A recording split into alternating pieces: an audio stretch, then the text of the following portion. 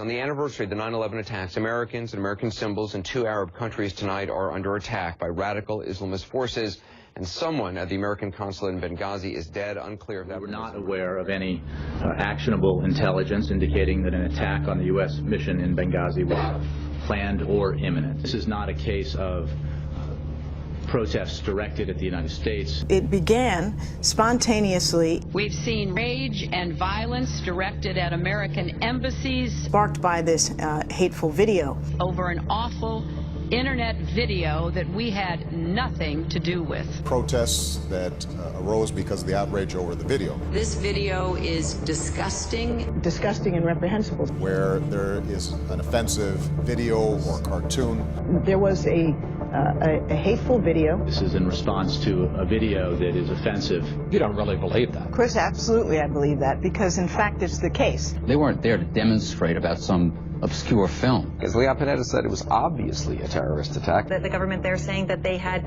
warned the United States about the situation in Benghazi and that it was deteriorating. Days before the attack, there were warnings about insufficient security in Benghazi. Chris Stevens was the first U.S. ambassador killed in more than 30 years. Said in the months before his death, he talked about being worried about the never-ending security threats. I don't know how you argue we weren't caught flat-footed. Specifically about the rise in Islamic extremism and growing al-Qaeda presence. It leads to questions. Does it make any sense to you the level of, or the small level of security he apparently had with him? The White House story crumbling. I would say yes.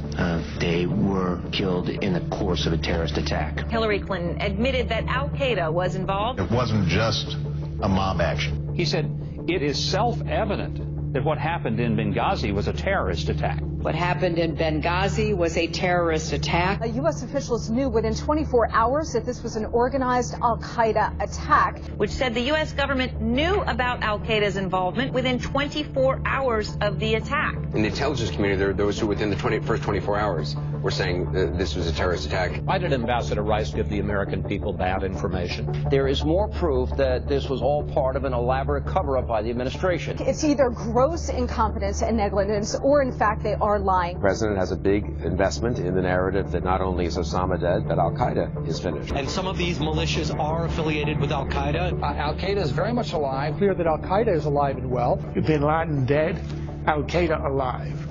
I was pretty certain, and continue to be pretty certain, that there are going to be bumps in the road.